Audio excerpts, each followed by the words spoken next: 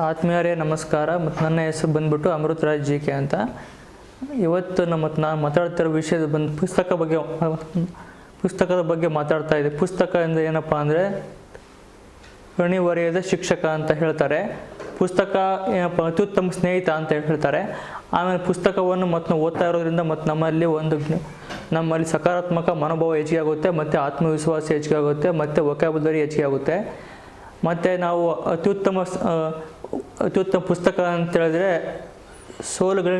ಸೋಲುಗಳಿಗೆ ಅಂಜದಿರಿ ಅಂತ ಬುಕ್ ಇದೆ, ಒಂದು ಅತ್ಯುತ್ತಮವಾದ ಪುಸ್ತಕ ಅಂತ. ಮತ್ತು ನನಗೆ ವೈಯಕ್ತಿಕವಾಗಿ ನಾನು ಹೇಳ್ಬೋದು, ಆ ಪುಸ್ತಕದಲ್ಲಿ ಸೋಲೆ ಗೆಲುವಿನ ಮೆಟ್ಟಿಲು ಅಂತ ಹೇಳ್ಬೋದು.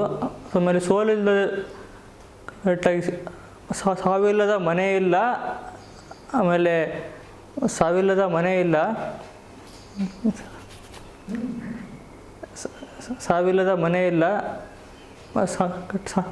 ಸಮಸ್ಯೆ ಇಲ್ಲದ ವ್ಯಕ್ತಿನೇ ಇಲ್ಲ ಅಂತ ಹೇಳ್ತಾರೆ ಸರ್.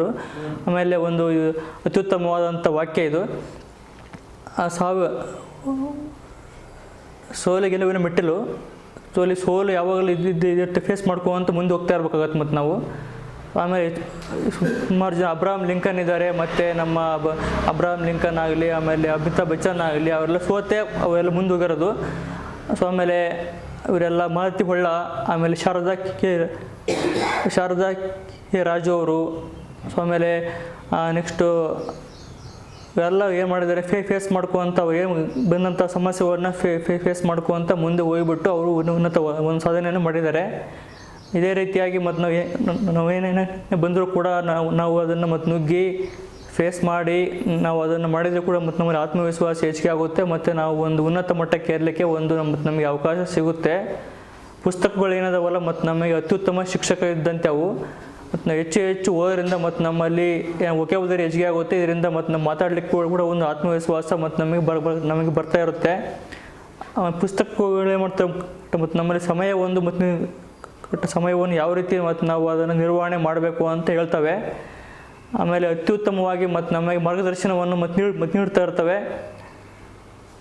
ಹಾಗೂ ಒಂದು ಅತ್ಯುತ್ತಮವಾದಂಥ ಮತ್ತು ನಮಗೆ ಮಾರ್ಗದರ್ಶನ ನೀಡಿಬಿಟ್ಟು ವ್ಯಕ್ತಿತ್ವವನ್ನು ವಿಕಸನ ಮಾಡಲಿಕ್ಕೆ ಪುಸ್ತಕಗಳು ಕೂಡ ಒಂದು ಮತ್ತು ನಮಗೆ ಸಹಕಾರಿಯಾಗಿದೆ ಅಂತ ಹೇಳ್ಬೋದು. ಈ ಒಂದು ವೇದಿಕೆಯಲ್ಲಿ ಪುಸ್ತಕಗಳನ್ನು ಹೆಚ್ಚು ಓದುವುದರಿಂದ ಮತ್ತು ನಮ್ಮಲ್ಲಿ ಒಂದು ಅಭಿವೃದ್ಧಿ ಆಗಲಿಕ್ಕೆ ಮತ್ತು ಪುಸ್ತಕಗಳನ್ನು ಮತ್ತು ನಾವು ಬೇರೆಯವರಿಗೆ ಕೂಡ ಒಂದು ಗಿಫ್ಟಾಗಿ ನಾವು ಬೇರೆಯವರಿಗೆ ಕೂಡ ಒಂದು ಕೊಡ್ಬೋದಾಗಿದೆ.